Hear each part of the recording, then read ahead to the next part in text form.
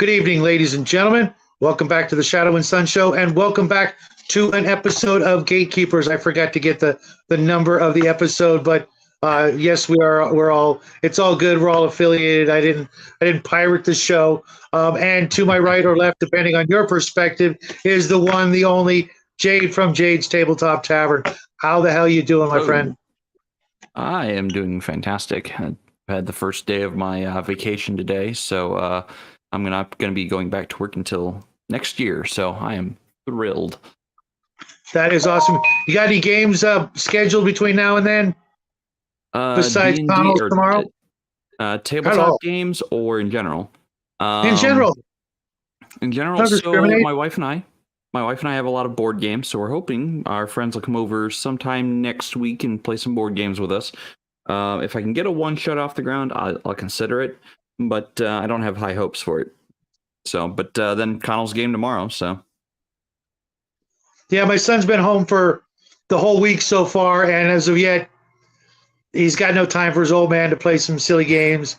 He's playing Hearts of Iron or something like that, a World War strategy game that he's been addicted to for like a year, plays the crap out of it, does really well, asks me for advice, and I'm like, I don't know, just kill everybody, let God sort him out.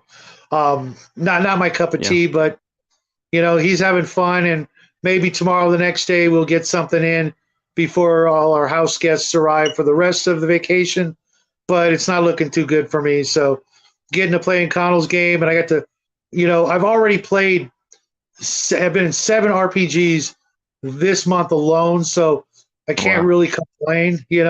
Bruce's game, 2 of Mark from Mark's Genre Mixer, Connell's game, Bruce's game, 2 Bloodworth games, and I'll play again next week at Bloodworth game. So, I can't complain, but, sometimes I still do.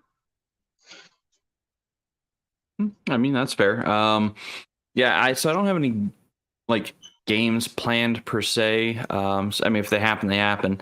What I do have in the works though is going to see family over the weekend, assuming we can leave by a reasonable time Saturday. For those of you who don't know, the weather, I hear you guys are going to get hammered. Oh yeah. So for those of you who don't know, I'm located in central Illinois, and we are under winter weather advisory starting at 6 a.m. tomorrow morning, running all the way through 6 a.m. Saturday morning. And we're getting what they're presuming is about 6 maybe more inches, or 6 or more inches of snow, plus 50-mile-an-hour winds. So we're talking blizzard conditions. I may not have power tomorrow. I don't know. So yeah. You got firewood? I don't have a place to burn firewood. Oh, okay. Yeah. Break out the blankets and candles, just in case. Well, I do have a grill, but I'd have to be outside for that one. Yeah, you don't want to do any of that inside. Too many people have made that mistake and are no longer with us. And we're stocked with firewood and candles and flashlights and all that good stuff. But that's pretty useless in the case of an earthquake or a forest fire, which is about all we get up here in the high desert. We got snow like twice in 11 years. And we've had regular, by the clock, on the clock, forest fires. We just had a big earthquake up north. I didn't feel a thing, but we don't have to worry about that. But if I ever get out of here, it'll be like Texas, and then we'll have other issues. I mean, it gets hot here, but they get it a little bit worse, and they get those hurricanes and tornadoes and all the things that just want to destroy my book collection. So I'm going to have to, build a vault from the ground up, akin to Fort Knox, to protect all my books. I was going through them yesterday, and every time I do, I come across something I forgot I had. I've got let's just say a lot of money in books that, most of my family, they just don't realize, this book's worth $250. I'm like, what? Yeah, $250. That's right now. Tavern and Multi. We're going to start the real show in just a moment, giving Connell and Fritz a chance to join us. Otherwise, we will start without them. I do have news for Connell. He is running late. He was still at work as of 30 minutes ago. So. Oh, okay. Yep. All right. Well, I sent Fritz the link as well, and I don't know about Bruce. I had a nice chill with him last night. We talked about Mutant Chronicles for a couple hours, and other stuff, of course. But it's one of our old school passions. That was just a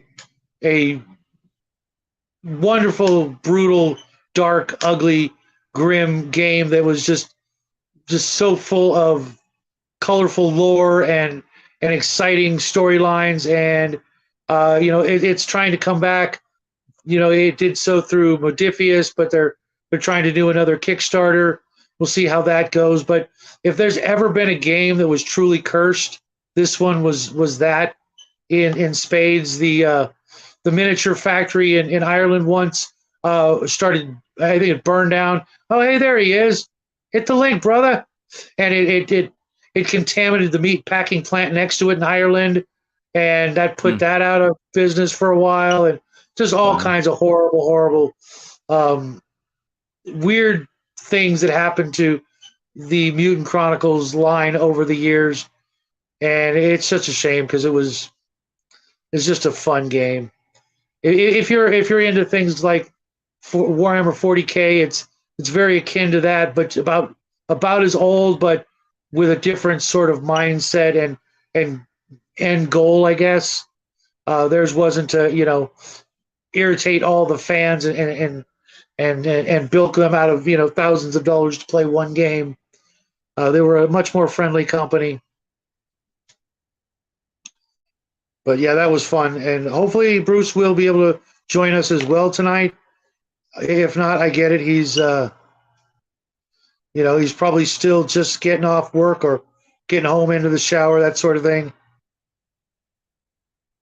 I did, Fritz. I did send it to you in the last conversation we were having. The link is there.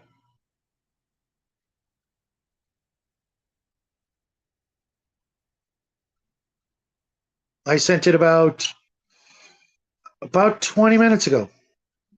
I can send it again if you like, but that means I have to leave the show, and then God knows where Jade will steer this crazy ride. I'm actually working on sending him the link right now. Oh, okay. Thank you. There you go. Cool. I don't know if Fritz did a show today. I was bouncing around doing other stuff, working on the questions and making dinner and stuff like that. I know he's in the Legion of Myth Discord, so I went through and found him that way. Okay, cool.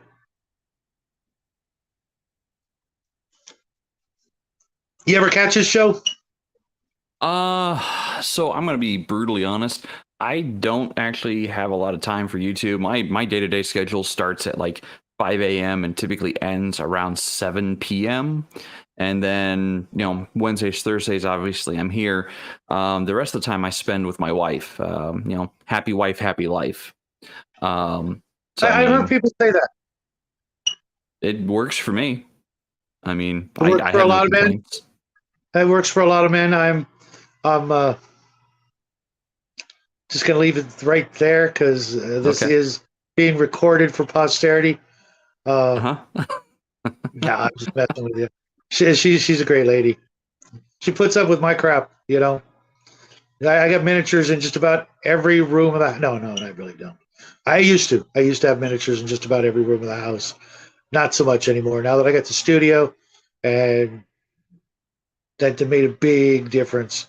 Having a dedicated room for all my books and that sort of thing. A lot of my swords are up here now, just in case I get mad at the internet. Yeah. Oh, okay. Thought we lost you there for a moment. You'd gone perfectly still. Oh, yeah, that happens. Did it keep happening? Here and there, occasionally. Okay. So I did send the link to GM Fritz on Discord.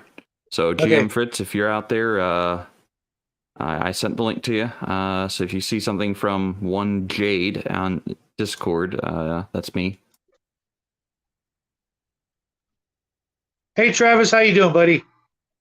So let's get into the first question. When Fritz gets here, I'll just repeat it to him. Sure. Some of the questions may seem a little weak, but as usual, I am going somewhere with this. And like I Okay. said before, the show, archaeology and things like that have been a big passion of mine for a long time. They've always come in very helpful getting ideas for games.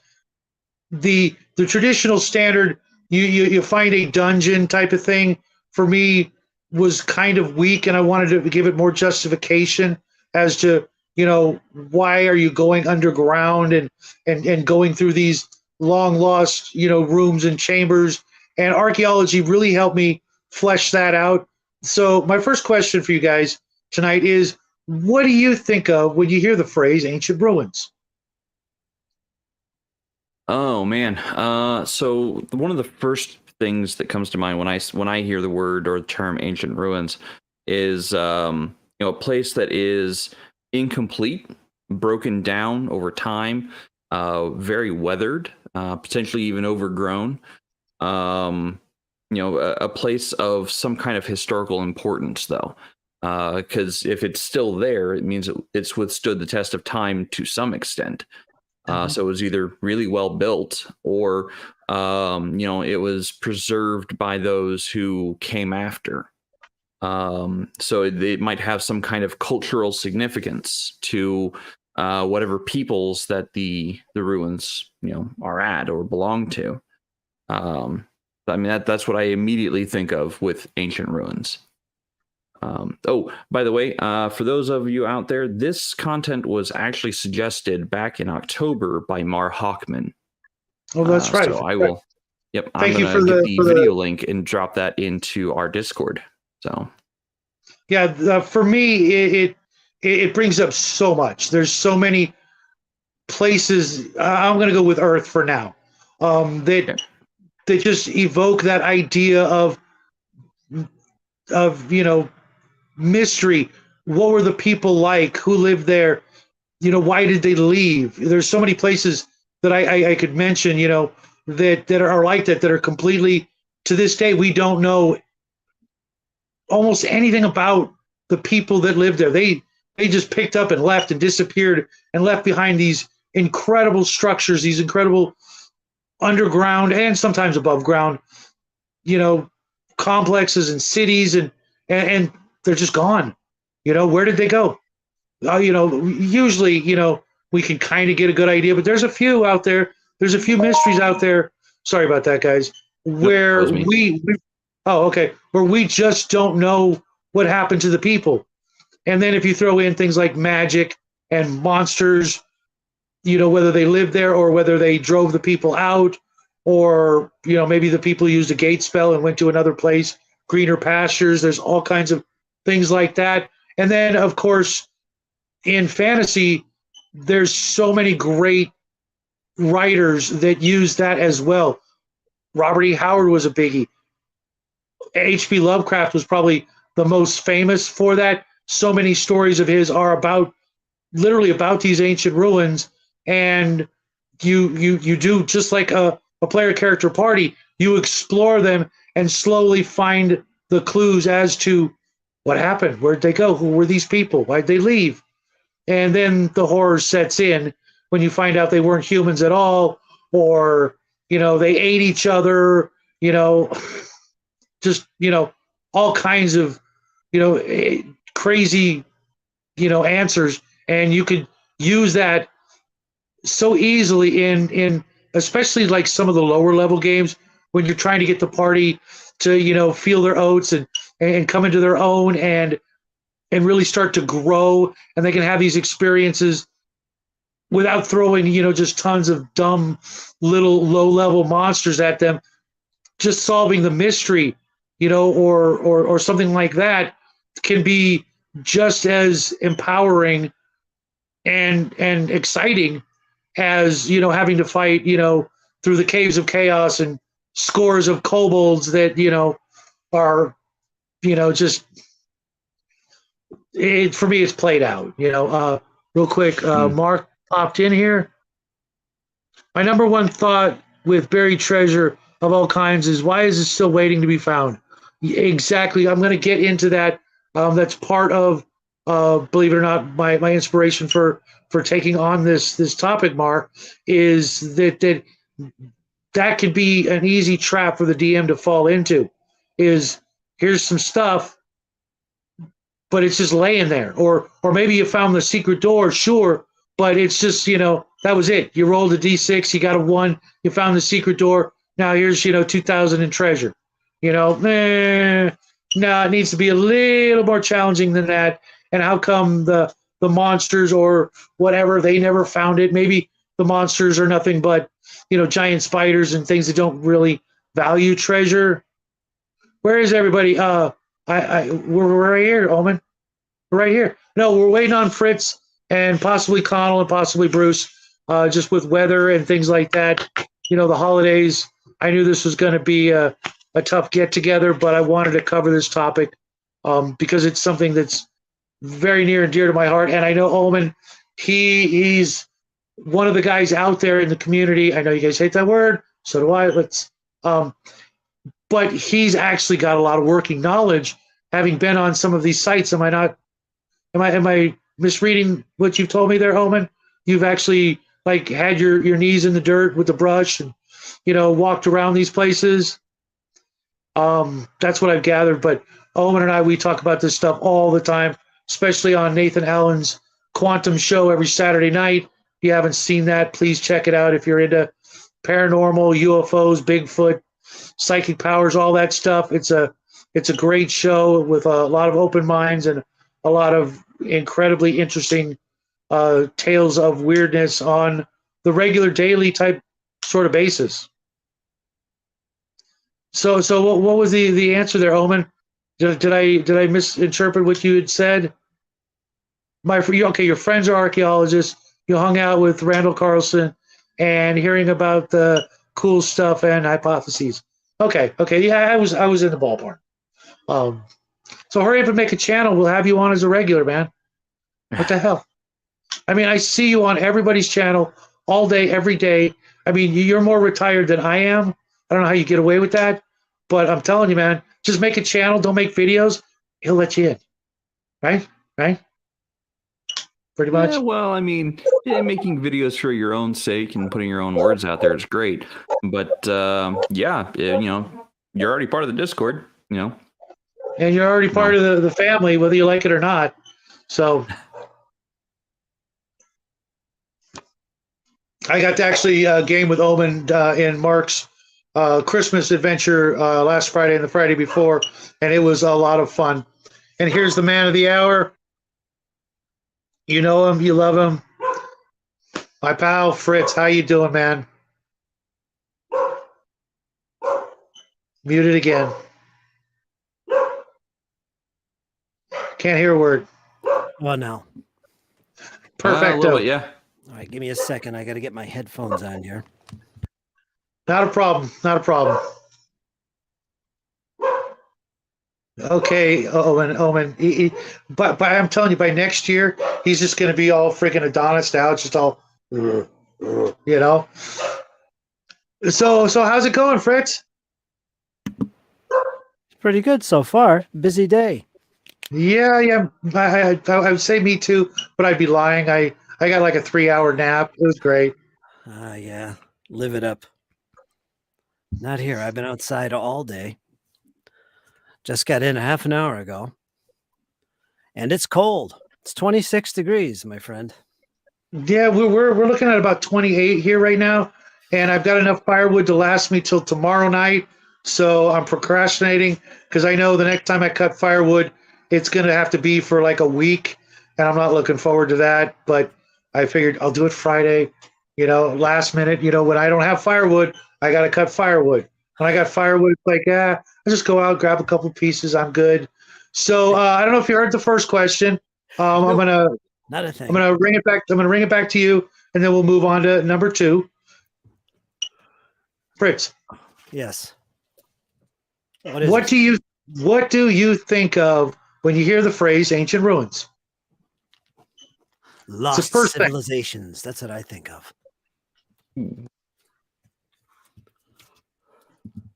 you get that? Oh yeah, totally. Yeah. Can you elaborate just a little? Lost Like pick one. Like pick one. Lost Civilizations, classic of our role-playing game genre. It's my favorite kind, actually. There's nothing like it because there's all kinds of mysteries to learn about. That's usually what's associated with ruins. You really don't know what's going on in there. There's all kinds of questions that you can try and answer with ruins. Absolutely, absolutely. The whole idea, especially in fantasy role playing games, that so often I come across players, DMs, I should say, that they're ancient ruins. Everybody knows everything about them. You know what I mean? It's over the hill. It's a society, a kingdom, whatever, got ravaged by orcs or whatever 100 years ago, 1,000 years ago, and it's just it's a given. Everybody knows about it. They stay away from it because that's where the coyotes hang out or something like that. But they never go into the truly nobody knows or like the classic Conan and H.P. Lovecraft stories where you're out in the middle of nowhere, kind of like the movie The Mummy, where it's just been discovered. It's just been uncovered by the desert sands, or you're the first person to see it in 1,000 years, and it's not on any maps. Nobody's heard of it. You can't even talk to anybody because you're just there and you just discovered it. You're the lucky party that came across it. You get to be the first to break the seal and enter Tutankhamun's, burial crypt, that sort of thing. Exactly. And how you doing, Jade? I don't think I've ever met you. We met briefly. We met briefly once. I'm actually doing really great. I'm currently working on the graphic for the end of the evening. Something I'm trying to test out for Gatekeepers, and it's going to be a graphic that states what content to be looking for in the coming weeks. Awesome. I think I remember that little chat we had. It was I don't know, a couple weeks ago. August. Was it a Gatekeepers or? I think so. Yeah. It might have been a chill stream. Now I think about it. Yeah, always a chill stream. Good old Max. Anyway. So I'm going to get on to the second question because it ties into what we were all three of us are really saying. What are your favorite inspirational or real world or fictional ancient ruins that you try to incorporate or copy when placing an ancient ruins in your campaign?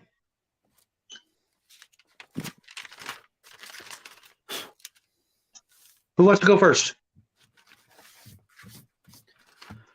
I don't really pick specific ruins, and sometimes I get inspired if I see something that looks really interesting, but more likely than not, it's just a mix of all these fascinating little aspects of various ruins from the real world, that we find. I was talking to you, Shadow, about that the other day. Mm-hmm. Those were I love that story, by the way. I'd never heard that one. Those were real world ruins, and so many cool little ideas you don't really think of when you're putting together your own adventure or putting a twist on one that you're pulling from the internet or something. I basically grab where I can. I don't stick with one specific one. There isn't one like culture or country that you favor. Well, everybody says Egypt. I think what's neat, Shadow? The recent finds like Göbekli Tepe. Yeah, stuff like that. Monolithic speaking my language, man. Yeah, that's interesting to me. Just not from the real world interest, but for role-playing games, that's some pretty weird stuff coming across that randomly in your adventures. Nothing really specific. I'd have to really sit and think about that. Maybe give me a minute and I'll think about that.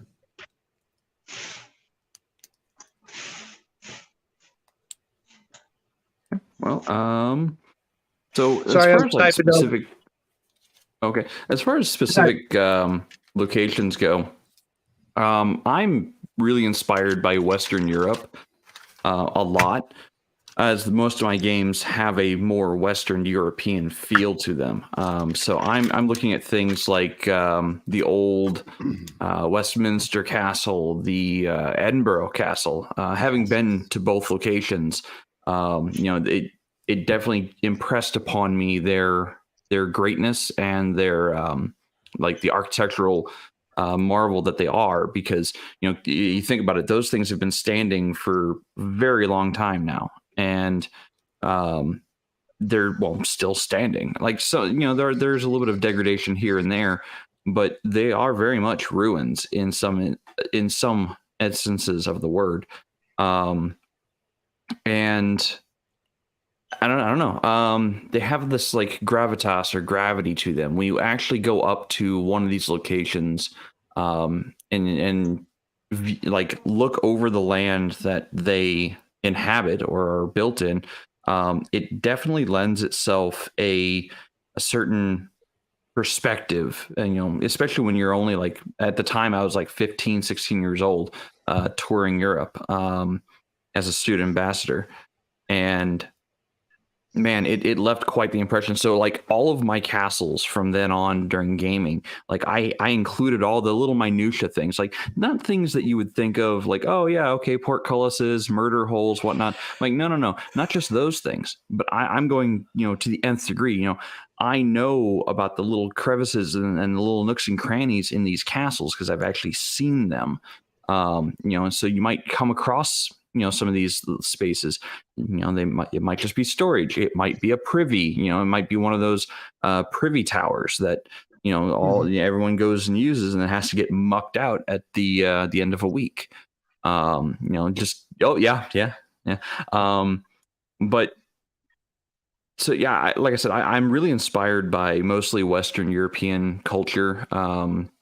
And also Stonehenge. It's one of the ruins I like to include is the Stonehenge like ruins.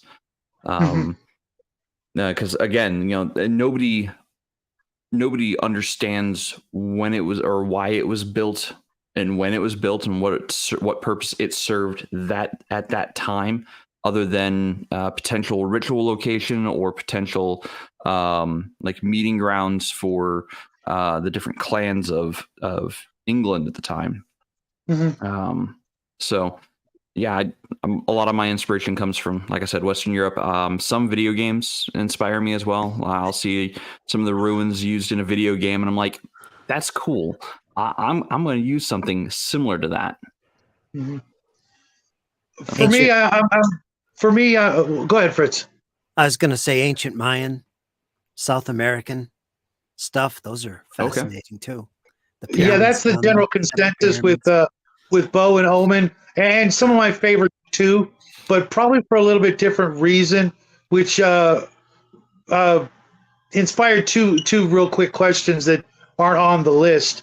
But yeah, I really dig the Mesoamerican, that whole sort of death culty, just crazy, just horrifically violent on a daily basis sort of culture. I know some of it may be conflated and inaccurate, but if even only like 10% of it was true, what a thing to throw into a sort of a jungle trek adventure.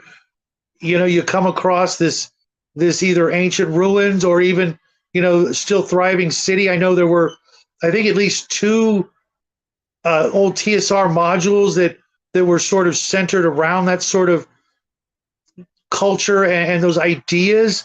But what is it with the whole Mesoamerican Aztecian style, the Mayans, the Olmecs, that always seems to get flooded with lizard men? What is the deal with that? Does anybody out there have any idea where that came from?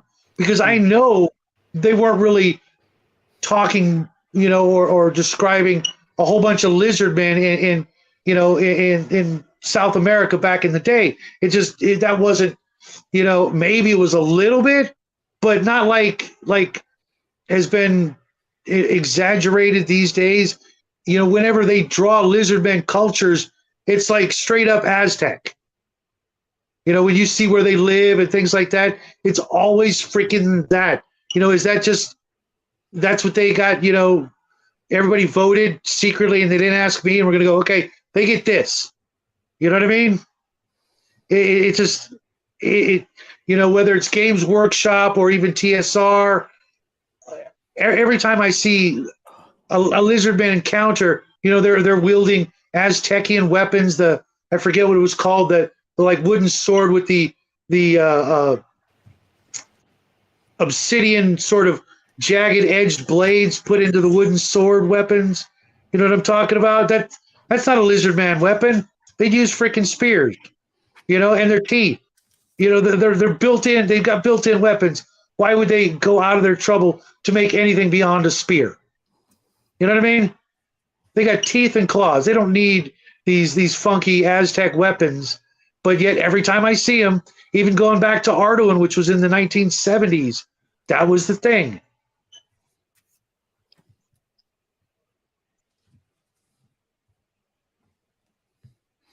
Actually, serpents and lizards and that sort of thing are actually a big part of the Aztec and Mayan cultures. They're gods, Right, serpent right, gods. but I know the god thing. I've seen the different statues and things like that, and I forget the pyramid when the snake rises and returns to the stars, twice a year, that sort of thing. But the thought of like just lizardmen just walking around town. You know what I mean? I'd never seen You're that. right. They always revered him as so far above. Now, mind you, a 2-hit die lizardman is pretty studly compared to the 1 to 6 hit point humans of the old days of D&D. But that's not really godlike. That's just terrifying. That's like a gorilla or something walking around town. Oh, that's Fred's gorilla. Don't mind him. But having them just, did they just take over the societies and they just, we're going to start using your stuff. We hate you, but now we're going to live in your town and use your weapons. And it just seemed kind of odd. I know it was probably back then an easy step to go, but for me it just seemed a little, I don't know, just I would have tried to come up with something unique for them instead of borrowing from Earth history. Now, the second quick question I wanted to ask, I know that wasn't very quick, but do you guys ever use or contemplate using any sort of archaeo astrology or astronomy? How, like you said, with Stonehenge, how things line up with certain solstices and things like that. Do you ever incorporate that into your game or a particular set of ruins? Jade, I see you shaking your head. What you got for me? You do it a lot? You're muted. You're still muted.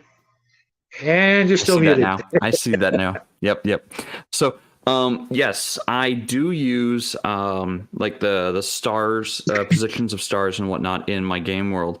As a matter of fact, the Bronze Age story that I'm getting ready to tell of the game world I run, everyone is born under a specific constellation, and that constellation kind of fuels their magic or gives them their starter magic, so to say. They get to learn like 2 different power words, basically, that they can use in their day-to-day life. They can option to learn more, but it's all based on the constellations that they are born under or that they decide to study under. If they want to learn like the word of fire or life, they have to go study someone who was born under the constellation of Asuna. And those constellations will play a big part in the actual story of the game as well, or the discovery portion of the game if players want to go that route. there are ancient ruins of some of the places that these celestial beings lived that they can actually go find. And in those ruins, they can discover more lore about the specific celestial beings. And why there are constellations dedicated to them, or why the constellations now exist because of them.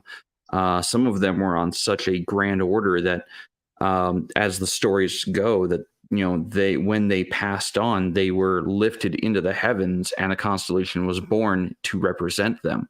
And a lot of those ruins from even the Bronze era of the game world are going to survive all the way into the future eras of the game, because I've already told the more future modernistic games of that game world where they have found some of those ancient ruins that were dedicated to the star worshippers, as at that time, because I didn't have this game conceptualized then.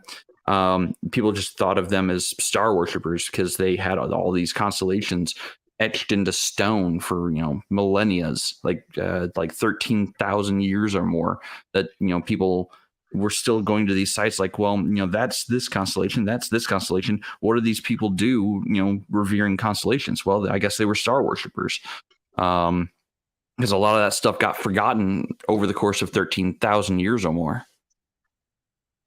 So yes, I do use the constellations. I use the natural celestial bodies or astral bodies in the night sky of the planet or of the game world, because they hold significance to the people. Just like in our own world and culture, there were sun worshippers in our own world. There are moon worshippers in our own world. So it would not be a stretch to assume that some time during your game world's history that there would have been people who worship not just the sun but the stars, their positions, and then any other celestial bodies they might be able to see, including moons or even close Jovian planets. Do you ever build that into the actual ruins themselves? Yes. So again, a lot of them might have the actual constellation pattern etched into the stone with the ancient text that describes the story of what the constellation is and why they revere it. So like they might, I'm going to use Asuna again. They might have the story of Asuna, the earthen queen who had caught the attention of a celestial, who sent her many gifts, the gift of fire, the gift of life-giving waters and such. And then, her people revered her so much that upon her death, she was raised to the heavens and placed among the constellations. Like that story really cool. Might be etched in stone. Yeah. How about you, Fritz? I don't know, not that much detail. Usually I put that much detail into something, nobody pays attention to it. It's mainly for my own satisfaction, right? Yeah. But let me see. Let me think. What's the last ruins I had? Whenever I find a set of ruins in a module, I'll always tinker with it. I'll always add stuff because they're always kind of bland anyway, at least the ones I've had. And that's where all that, getting stuff from the real world and adding it to the game comes in, that little knowledge there. Just little things. I don't go to Jade's extent, getting all detailed with world stuff. That's a lot. That, to me, that's a satisfying thing to do for you as the GM. I think you get a kick out of that, as I would too. But most of my players, they just never get even close to figuring any of that stuff out. And it never gets learned, and it, never gets talked about. But I'll always add something. Like I was talking the other day about those layers within the temple. Those rows, I should say, rows of illustrations. And if you looked at the very bottom ones, they were all very simplistic animals and things like that. And as it goes up, it would get more detailed. And as it would go up further, it would get into families and their livelihoods and raising children. As it goes up further, it gets into politics and wars and sports. And it goes up higher and higher until you're finally up illustrating the gods themselves. And that's a neat little thing. And they speculate that what was going on there is a temple was a book. It was more than just a place to worship and that kind of thing. It's a place to learn. And children being at the height of those lowest tiers, that's what they're learning. That's what they're seeing. And as they get older and taller, their I vision like that. I like that. You clearly do your own shopping and have seen the way they place the candy near the registers. Yeah. Genius. That kind of thing. But those are neat little, I don't know what you call it, little backstories or something that if somebody, makes a die roll or gets inquisitive enough to check it out, they might learn something about the world and this little culture that might have existed, and it makes the world seem more alive. Little things like that I'll add to my ruins just for a little flavor, because you never know. And it's satisfying for me and Jade as well. Yeah. So no problem, Bo. We'll probably still be here when you get back. Who knows? The concept of me putting in all the lore at my locations. So I am going to be running an index card RPG variant of this, but there were variants that people could in the other modern campaigns I ran, if they read the lore and understood the lore and picked up on the clues that were hidden there, they could then summon a celestial being. For anyone who's familiar with Pathfinder's Summoner, they could actually summon the Eidolon of those celestial beings. Cool. So someone could actually summon Asuna if they actually took the time to read and understand the story. Cool. Or they could summon one of the other ones, either like Gilna or Silray. These are all my own beings that I've got, stored away in the game and in the lore and stuff. But if someone actually took the time to fully write down and understand the lore, they might get something more out of it that they can add to their class repertoire or powers. I've remind me after the show, Jade. I want to say something about something you just said, but not really on camera. It's nothing bad. It's actually, it might help you, but I don't want your friends to get wind of it. Let's put it that way. To help you out, if you know what I mean. Sure. But don't let me forget. So let's say we move on to question number 3. And again, it's a simple one, and you guys may feel like you have covered it already, but I haven't, so I'll get a chance to chime on this one because there's some things I wonder if you guys actually do that I do. And so here goes. How do you use ruins, ancient ruins, in your game or your campaign? Are they just a place to stop for the night? Do you have more planned for the encounter, as it were? Start with you, Fritz. Usually I'll have a region map for my sandbox style games.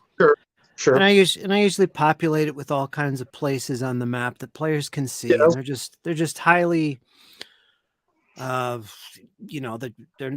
might be nothing. The map represents rumors and stories and things they might learn from people by asking questions. That's what the map represents to me. And I always populate it with ruins. There's all these little ruins all over the place. And if I have a particular ruin in mind that I want to locate on there that's legit, I'll have it there. I'll have it set aside for it. And it becomes like a focus of a trip, a journey, or a story, or something I could pull the players in to investigate. I'll do it that way. But oftentimes they're a focus of the adventure. If it's sandboxy, like I'm liking to do, then maybe it's just someplace they come upon and sleep in the night. That kind of thing. Mm-hmm. That's how I fit them in anyway. Jade.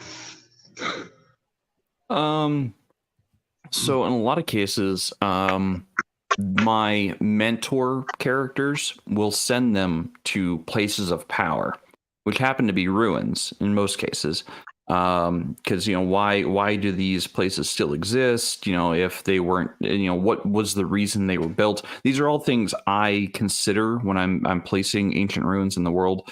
And one of them is typically these ancient ruins or like ritualistic locations were placed or built upon a place of power to some extent or degree.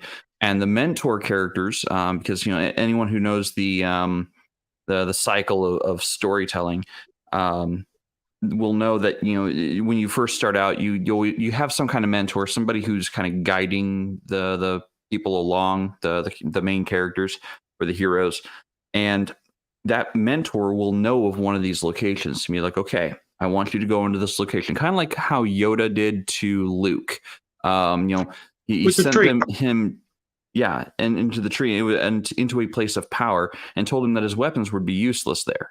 Well, same kind of scenario where your mentor goes, hey, I know this one ancient ruin. I know its purpose. I know... I have gained the respect and the knowledge of this place. I want them to go do the same.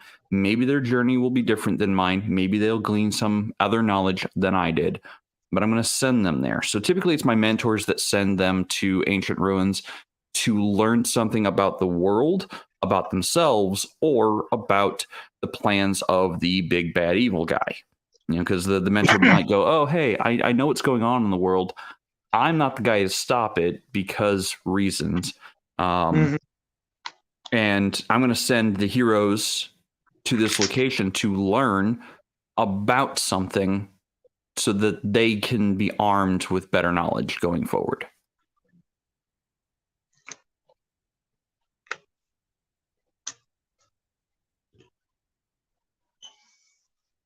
All right.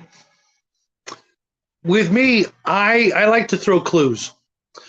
I like the way Fritz described the engravings and the carvings and the hieroglyphics that you might discover, and trying to get them to, give that magic user or someone else like that in the party the opportunity to shine and kind of do their thing. Make a couple of lore rolls, or maybe describe the images, hoping that they're going to figure out, even if I have to draw them out or if I drew them out beforehand, to give them clues of whatever it is their main goal is. If they have an overarching story, they're going after said lich or this dragon. Well, maybe these ruins will have, that clue about, Smog's missing scale or something to that effect, to give them a reason, not just use the tried and true. Oh, you came across these ruins, and after exploring for a while, you start hearing noises, and then the cannibals rush you, or the lizardmen creep up out of their hidey holes, or the Yuan Ti start, waking up, or the Slee Stack come out to get you, something like that. And don't think I don't use Slee Stack. Don't think I don't, because I will drop Slee Stack on you in a hot minute. Or the undead, things like that. But I also like to use them as that place, as the last resting place for said artifact, or even just, a Holy Avenger or a magic item or something like that. But, don't just make it a cakewalk where they just have to, clear some cobwebs and, say some words, and boom, the secret door opens up. Of course, you got to throw in some, giant spiders or things like that. It's kind of a given. How can you resist? I mean, aren't giant spiders like one of the most ultimate monster? You can use them freaking anywhere. I mean, you could even use them underwater, for Christ's sake. You know what I mean? There are spiders that live underwater. I mean, I digress, but I like to make it more than just a place to get out of a windstorm, because that windstorm is really there to drive you in there in the first place. If you remember that great Conan story where he goes in, or the H.P. Lovecraft similar vein, the windstorm opened up, you can see, a tower window poking up through the sand, but the wind is getting strong. Do you go in? Of course you go in. You know what I mean? That's a tower window. That means this is the entrance to the dungeon. It's the tower window. You know you're going to travel downstairs until you get to explore the whole castle or complex or what have you, the city, town. But it's just waiting. God help you if the party just says, "Nah, we're just going to build some tents and ride out the storm. We got other stuff to do." No, this is a freaking side quest. You know what I mean? Who doesn't love a good side quest? Great way to level up on your way to whatever you're doing, because everybody knows that when you do a side quest, the timer just stops magically for you. Go jump into the side quest. Maybe you'll get something that you need that you were looking for, but you haven't been able to find. Okay, the guys in the chat are just going crazy with comical names of their deities. I'm loving it. Rapunzel. Oh my god! I like the idea Spider of crab? stone golems, and gargoyles. And stone guardians, and hell, even iron golems or caterid columns or stone guardians, or even one of my favorites, the guardian, the guardian demon, the demon familiar, the guardian familiars, those monsters, mimics, things that are just set there to guard a treasure, but lo and behold, the entire society died off of the plague, and that poor beholder or spectator or whatever is just stuck there for 1,000 years guarding this treasure. He wants you to kill him. You know what I mean? He's just waiting. End my misery or take the treasure. One of the two. I don't care. Let me out of here. What a great way to role play a demon or something stuck there. It's like, yeah, come on, take the treasure. My master died 10,000 years ago and I've been stuck here. Look at all the scratches on the walls. Each one of them is a day I've been stuck here. Stuff like that. You get to play these ornery, cantankerous old, guardians that just can't wait to, get the heck out of Dodge. I mean, there's only how many games of tic-tac-toe can you play by yourself, over a couple 100 years. You're always going to win or lose, and eventually you're going to start taking it personal.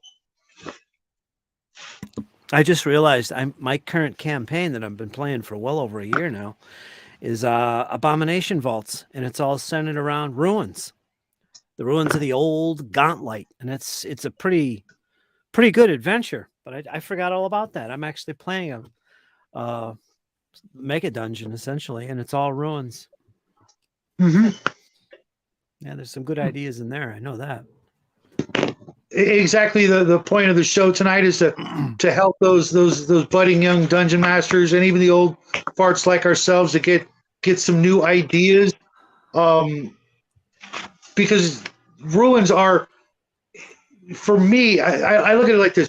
You may have the ruins on the top, okay, broken towers and busted gateways and things like that, but somewhere in that set of ruins is what? That magical stairway down. Okay. Think of an ancient city. It doesn't even have to be that big, but every other building is going to have stairways down. But which ones are going down into, something other than a root cellar or something like that, or a wine cellar? One of them is going to lead into, the king's vault. Did they pack up everything before they left? Or did they run, for their lives, because the Mongol horde was coming in, and the Mongol horde couldn't find the secret door to the king's vault, so they just sacked the place and moved on. There's all kinds of opportunities, but those stairways down, that's the greatest way to say, here's a dungeon just waiting on your map. Because I don't know about you guys, but I often hand out a map, like Fritz said, this is what of the area, and I've got a little rune, a little icon that I use for ruins, that all my players have come to know and love. It's a real simple little, tower, a tower with a broken wall next to it. Ruins. Here be ruins. Well, your journey travels past them. You're going to Mount Doom, but over here off to the left is this ruin icon. You going to check it out? Let's check it out. Hey, it's starting to rain. Cats and dogs. You've been, trudging for a while. Would be nice to get some shelter over your head. Oh, by the way, there's specters there. Oh, what? Nothing. You know what I mean? And where else are undead going to live? You know, most undead aren't going to just hang out in the forest hoping the sun doesn't get them. You know what I mean? So on to number 4. This is a real simple one, but it ties into games like Gamma World or Traveler, and it could be a big deal when you think about it. How ancient are your ruins? Do you have a time limit? Do you have a point where, before this point in history, it was nothing but cavemen? Or do you go deeper and deeper and deeper into the past for your ruins to accentuate the age of your world beyond, earthly standards where, modern archaeology doesn't want to admit that there's anything older than X. But here in your world, you're like, these ruins are 100,000 years old, made by the ancients. Who are the ancients? Let's go find out. Well, the one campaign I'm playing now, they're 500 years old. I know that. And got all kinds of history to them. But I think just the idea of using ruins in your setting is immediately saying that, wow, there's a history here. There's a past to be discovered. Unless they're recent ruins, most ruins are not going to be recent. They're going to be old, and they're going to be ancient and lost information and mysteries to be found. There's all kinds of stuff there with ruins. So there's always something there tied to the backstory of the world. Lost civilizations, lost magic, lost items, lost histories, lost cultures, and so on and so forth. You could do so much with ruins. Besides just being, dilapidated castle, and who cares about the background? There's treasure in there and monsters. Let's go have some fun. That's okay. But boy, is that an opportunity to really delve into it and get into the history and backstory of your world with rules mechanics too. Like Jade was talking, there's stuff in his thing there that's connected to the game and the campaign and with the gods or whatever it was you were talking about there, Jade. But there's a connection there to the game that's at hand. So there's even more reason for it. Ruins are great, man. Great opportunities to expand. And who was it who said that just a moment ago? I should have. I think it was Cal. Rapunzel? No, no. It's a cornerstone of adventure. Absolutely, it should be in the DMG. There should be a whole chapter in every Dungeon Master's Guide. Don't forget your ancient ruins. And here's some tips. They should just, whoever writes the next Dungeon Master's Guide ought to listen to you guys and just write all this down and just swipe it, willy-nilly and just throw it in there because, it's almost easier than the contrived, there's a dungeon here, you know what I mean? In the side of the mountain or something like that. Well, sure. Every once in a while, there's going to be something like that, a wizard lair, the volcano dungeon, those sort of things. But every once in a while, you just need to just find something out in the middle of nowhere that nobody else knew about. You're the first ones there in hundreds or thousands of years. So, Jade, how about you with old ruins? How old? My how ruins, so I do have ruins that are thousands upon thousands of years old. Like I said, some of the different places that my next game is going to be going to and exploring, while relatively new to that time period of the game world, will survive all the way to the modern era, or I should say the industrial era, where you've got steampunk everything and guns and whatnot, which is literally like 13 to 20,000 years into the future. So some of them are really old. Some of them are not as old. For example, I have one place in the game world that is only about 1,000 years old, maybe. And it's an old palace ruins that is part of one of the immortal beings' backstories that the player characters actually get to meet in that campaign. And he doesn't send them directly, but clues are laid that they have to go to this ancient forest, overgrown forest, and find this ancient ruin, which is tied to this one NPC. And there they learn about the NPC's past, like what happened to that character's family thousands, over 1,000 years ago. But it's also a place of power for that being because it is their place of immortality. They serve a purpose to the world. And then the player characters are supposed to learn what the purpose it serves, like what purpose does that place serve, what power is hidden there, and why is it important to them and the world itself. And were Connell here, he'd be able to expand upon that because he was one of the players in that game world, or in that specific campaign. But yeah, I don't want to take up the entire night, talking about it. But yeah, so my ruins can be anywhere from just a couple 100 years old all the way to tens of thousands of years old. It really depends on their significance to the world itself, as well as the significance as to when and why it was built. More so the why it was built, not necessarily the when. Do you like to go into great detail before game with the background on these things? And do you write out the history? Do you go that far with it before play, Yes, or do you just let it develop? So I do write out kind of the framework for the history of some of these places and or artifacts. Yeah. They have their own unique histories.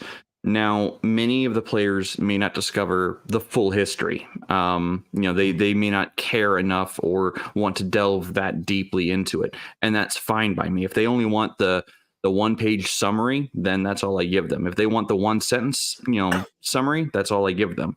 But if a player wants to go, hey, I want to go to the universities that are in the area and see if there's any history about these ruins, I'll give them all the information that I have written or thought up, even if I haven't got it fully fleshed out and written out.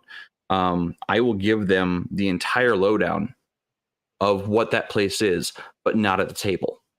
I will tell them, especially if it's towards the end of the night, I'll tell them, I will email you the entire history that you find of this location based on your questions, and you will have that knowledge the next time we game. And to be honest, I've had about half my players that interested in the history of the game world that they're like, yeah, email me. I want to know more. And I've got several players out there who've learned the deepest secrets of the game world itself. Wow. So, and with that knowledge, they could do incredible, their characters could in fact do incredible things. Wow. That's good. Good players. Yeah. I've been really fortunate with my players. Yep. Same here. So, as you guys may have guessed, the reason I asked about, hold on just a second. The pooch wants to come out. Oh, okay. Live from Shadow's porch. My faithful familiar, Chewy. If I go outside, he goes outside. Then he hates it. He's like, "Why are you out here? It's cold."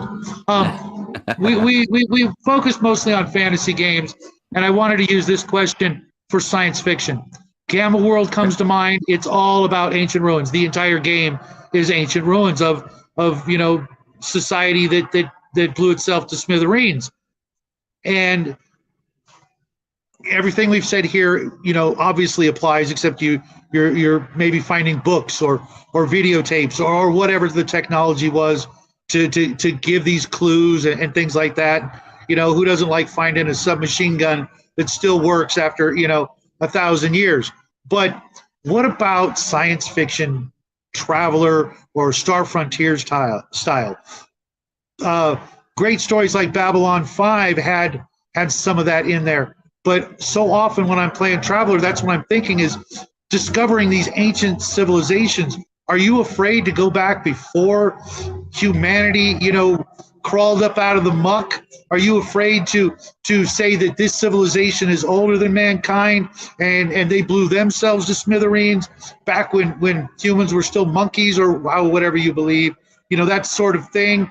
I love doing that. The whole ancients, trope with science fiction is one of my favorite parts of science fiction. When I run the Traveler campaign that I'll be running next year, it's going to be kind of one of those things, a interstellar treasure hunt for a lost world of the ancients, and God only knows what you might find there. There was this great book based on, you guys probably both saw When Worlds Collide, right? Yes. Fritz, you had to have seen When Worlds Collide, right? Probably. The movie? Yeah. Okay, it was a 1950s or 60s movie. Well, believe it or not, there was a sequel that only made it to book form, and you could just wait. I told you, now he wants back in. It's like, it's cold out here, man.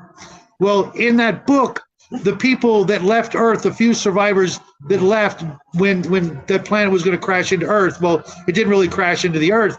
They went to that planet, and on that planet was an ancient civilization, and they spent the entire book exploring. They were the last survivors of humanity, and now they're on this ancient world that had this typical 1950s, 60s, alien society. Everything's made out of glass and crystal, and it's perfectly sparkling, and that sort of thing.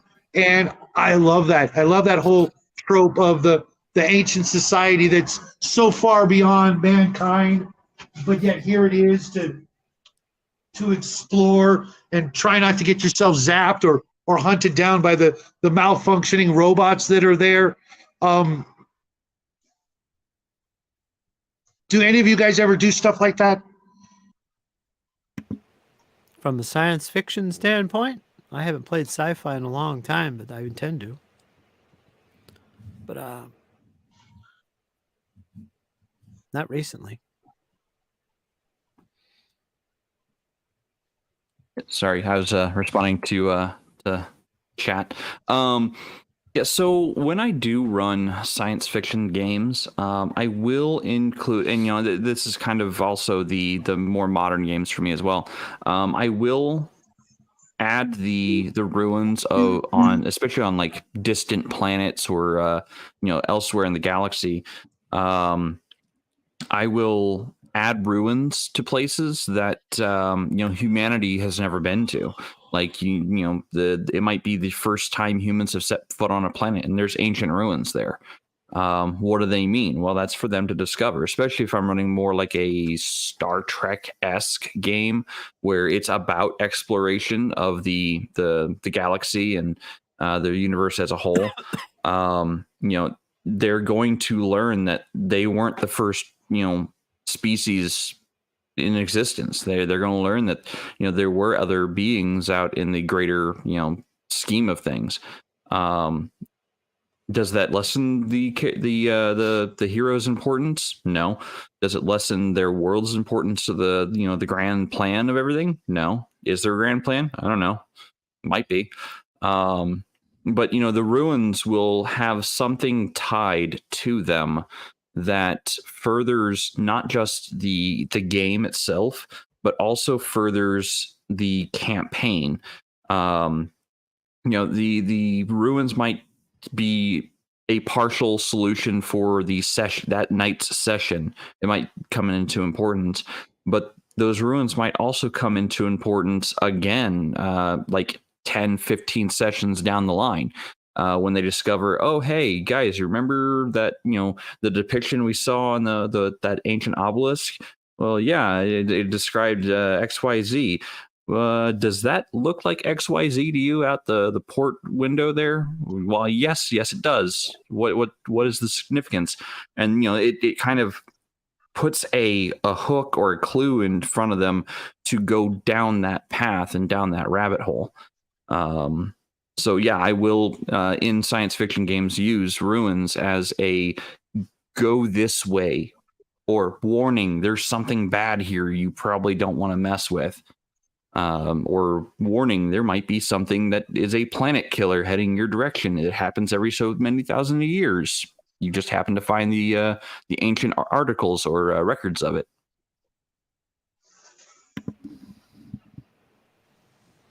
Exactly. These foreshadowing events can really help flesh out a story and, be a boon to the players that pay attention, as opposed to the players that just come for free snacks and free entertainment on a Thursday night. I've had a few of those type players. I'm sure we all have.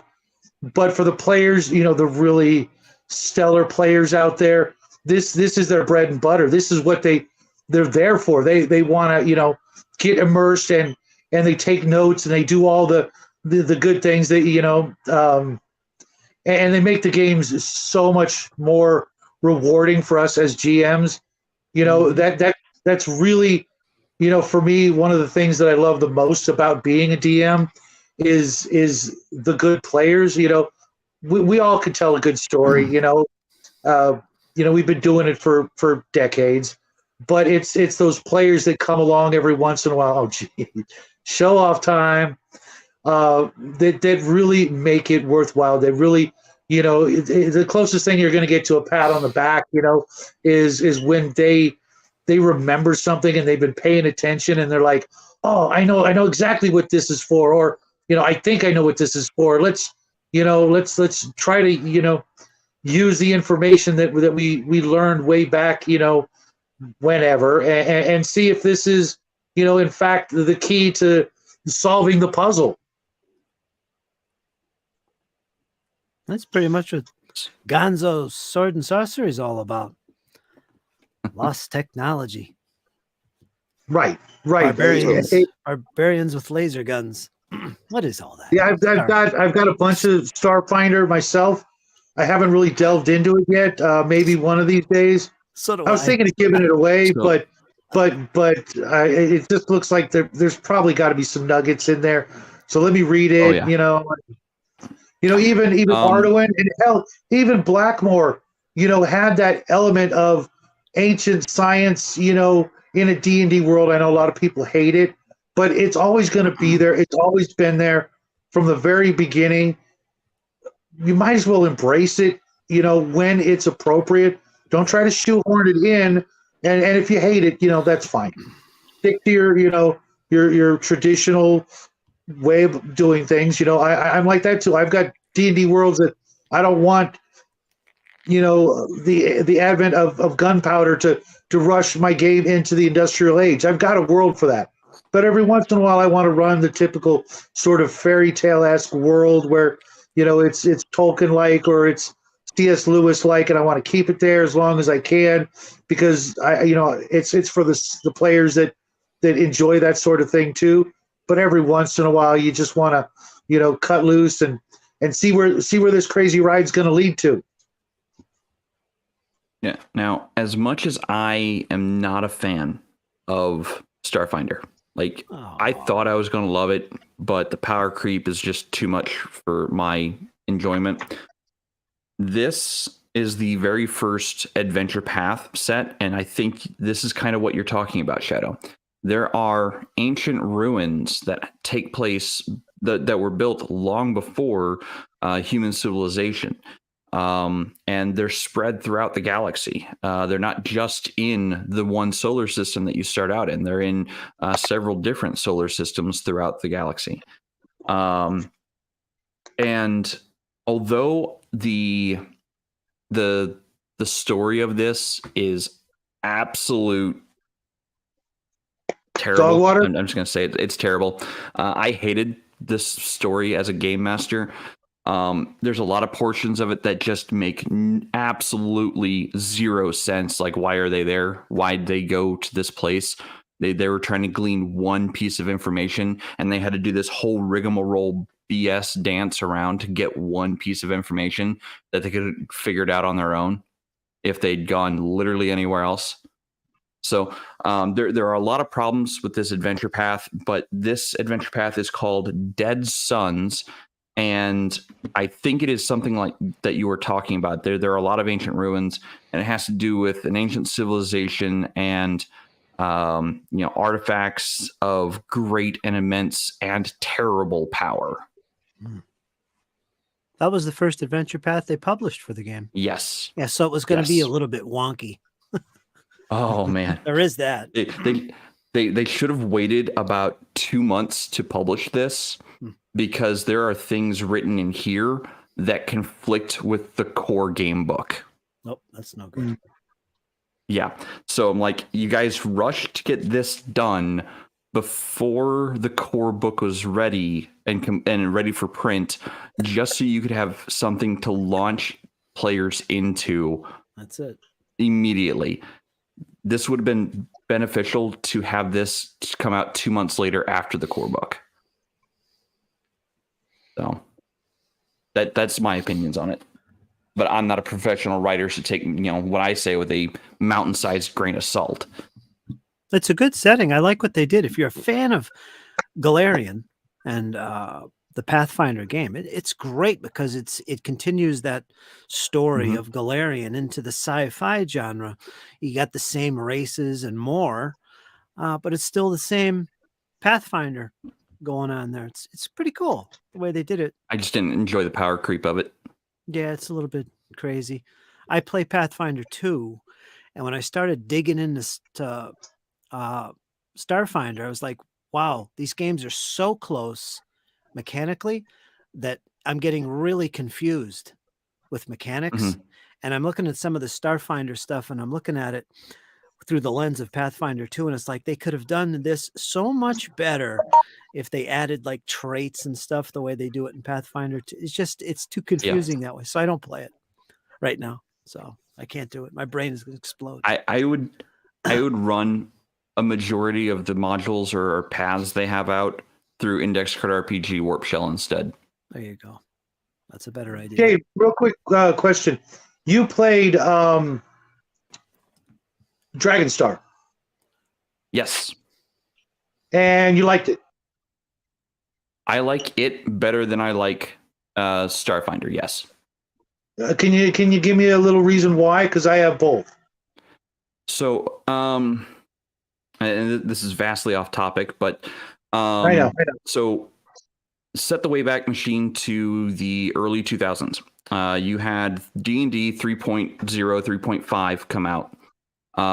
And a third-party publishing company used the OGL, Open Game License, to produce a science fiction 3.0 game or 3.5 game, and they called it Dragonstar. And they had their own lore and everything, and it was Fantasy Flight Games. It's actually on the shelf behind me. Mine too. And they basically they took a bunch of different sci-fi genres and mashed them all together. Star Trek, Battlestar Galactica, Star Wars, you name it sci-fi, they kind of mash everything in there. They don't have lightsabers. No, it's called a sun sword. They don't have blaster pistols. No, they're just called ray guns. So, I mean, you could run like any of those sci-fi shows through Dragonstar easily. It was all there. They had their own classes, their own race of beings that were close enough to not be the race that would have been copyright infringement, but you could still have the flavor of it. So, and with Starfinder, Starfinder is a continuation of Pathfinder. That's truly what it is. It's the space age of the world of Galarian and beyond. And it even explains where Drow come from, the planet that Drow live on.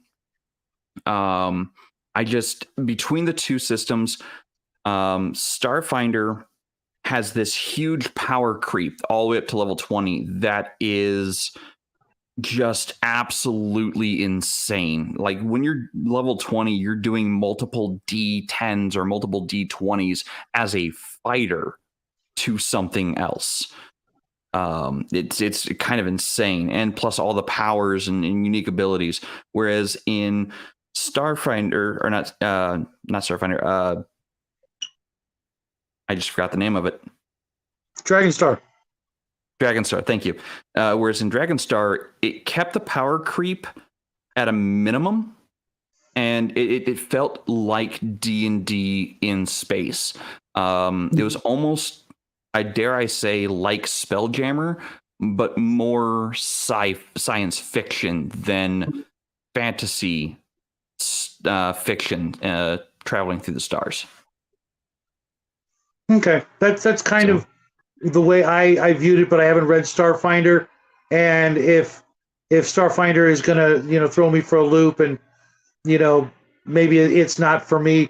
For me, Dragonstar was literally, it seemed like I wrote it, if that makes any sense. It was what I was already doing in my universe, where I literally have planets that are superhero worlds. Sorry, Kai. I have worlds that are Gamma World. I have West worlds. I have Magic worlds. They're all in the same galaxy. And if your ship happens to crash on one of them or land on one of them, so be it. Sometimes magic works, sometimes it doesn't. Sometimes psionics are outlawed, sometimes they're not. I have all these games, and I figured they might as well be in the same universe. And instead of needing an alternate dimension travel kind of thing, you can just hop in your spaceship and just freaking fly there. So for me, it was like, this is if I were to ever finish my game rules, it would be something like that. I have the orange one. I don't have the blue one, but for me, it was a lot of fun, and pretty easy to understand. And it's weird because I didn't back then. I didn't pay any attention to what edition or what company or whatever. And lately, I've had to pay attention and have thoughts and feelings about the politics and edition wars and crap. And I really would rather not. I like to look at something and go, oh, you know what? We had fun playing this. And I'm finding that out with the particular edition of Call of Cthulhu we had. It's the D20. I'm like, oh, well, my son and I had a blast. We managed to muddle through it, and it wasn't the mechanics that made the game fun. It was the fact that I got to play with my son. We played Call of Cthulhu at the dinner table, lights out, a candle. We played 2 nights in a row. He picked some spooky music to play. We only turned the lights on to make die rolls. It was fantastic. If you ever get a chance to play Call of Cthulhu that way, turn out all the lights, get an 8-hour track of some ambient music, and let the GM just scare the wits out of you. So enough with that third rail sidetrackiness that I'm sure we'll hear about later. Let's move on to the next question, which rounds out the halfway mark, which is fine. Again, I'm going somewhere with this. What are some examples you can give our friends at home at TV Land to make the most of exploring ancient ruins in your game world? Are there any, examples that come to mind that you think made it better for your players, that maybe you didn't read about, or maybe you did read about it somewhere else, but are like not necessarily common knowledge? What you added to it? The ruins to make it stand out? Is that what you asked? There's some examples of things you did. Just little. Ruins. Yeah. What were some personal touches you put in there? I don't know. Writings on the wall. I was gonna say I can go first with this and let you think. So for me, the world that I run was built by myself and my friend Reese. I call him Reese. That's not his actual name. It's one of his character names. The character he played the longest in that game world. He was creating one half of the world, and he didn't have the time to work on the other half. So he's like, "Hey, do you want to take the other half to run your games in?"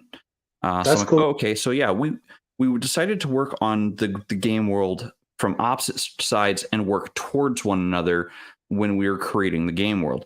And this is the game world that when I'm doing my homebrew games that I will always use. Like all of my games take place in this one world. Yes, they do have a place in the galaxy. And yes, that galaxy is the same galaxy that's, Dragonstar. Because I used Dragonstar at some point during the game's history. because I could mostly. But so a lot of the things that we add, like he and I both add to the game world or to our ancient ruins, is history of previous games. People can, when they're playing through, if they've played at our table before, they might come across one of those ancient ruins, or well, what was not a ruin the first game, but has since become an ancient ruin during the time lapse. And when their character steps in there, the player themselves, as soon as we just start describing it, it's like, oh, I know this place. I remember that game. I remember this place. So to them, it has a personal feel as well, because not only do they, the player, understand the gravity of this place and what it meant during that previous game, they know that there might be something hidden here on purpose that they didn't pick up on the last time, or that they did pick up on but didn't fully understand. And because we've had this one unique game world for over 20 years, we have both worked on and put in a lot of history and lore into the game world itself. Like, and it's mostly for him and I. It's mostly so that, we as storytellers, as game masters, can trade notes and be like, hey, this is what my party's exploring. This is the location. Do you have any notes on this? And he'll go, oh yeah, here's the write up of it. Here's the history and why it was built. And he'll have his personal touches in there, and then I will highlight those personal touches if he draws attention to them, or if I discover something in the notes that, oh yeah, I want to draw attention to this because my game has something to do with that one particular thing. So we put in a lot of personal touches from not just the game world's history, but even previous game history.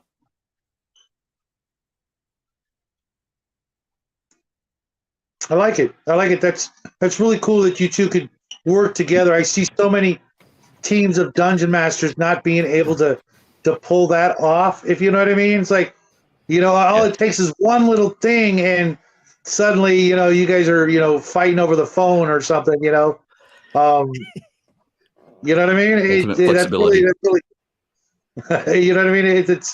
It's cool that you guys can do that. How about you, Fritz? Did you think of anything? If you need another minute, I got a couple of examples.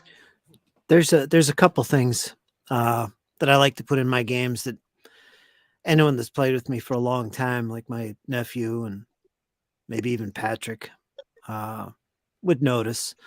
But a couple things. One of them is I love serpent folk. I love snake cults. I love all that stuff, whether it's Call of Cthulhu, whether it's Call of Cthulhu, or whether it's fantasy or whatever. I find a way to slip in some snake cults, and just even Abomination Vaults, which has nothing to do with serpent folk, I don't think. I've got it intertwined in the story. In fact, I've had some encounters that involve snake folk, which is part of what I'm adding to it, which is, there's a cult. I hope my players don't watch this. But yeah, I weave stuff like that into my games all the time because I love them. Little serpent folk. The other thing is I like to use things like runes and real world stuff that I know about in my games that might have reference to real world things, like from the Poetic Eddas or the Prose Edda, or things like that, stories. And here's something like in Sami culture, shamans, they like to use drums for various things. And one of them is, it wouldn't really be this, but I'll use this for lack of a better description. Telling the future. They'll use drums. And the way they do this is they'll take something and they'll put it on the drum on the top, and they'll start going like this, lifting it and bouncing it off the drum. Where it lands is important. There's symbols engraved all over the drum. And where it lands when it's bouncing has meaning, has purpose. And I like to build things like that into my background, not necessarily ruins. Kind of like a musical Ouija board. Yeah, kind of like that. It's things like that I put in my games. I like to do that. It's fun.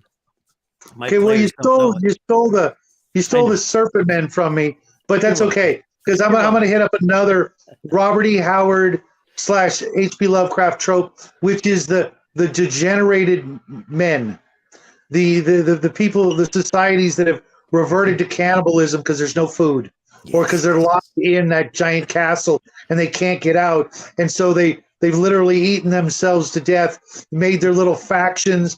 I think it was Red Nails that did that. Such a story. At the end, there's nobody left but Conan and like one other person that made it out alive, but everybody else there was, pretty much, snacking on each other for generations.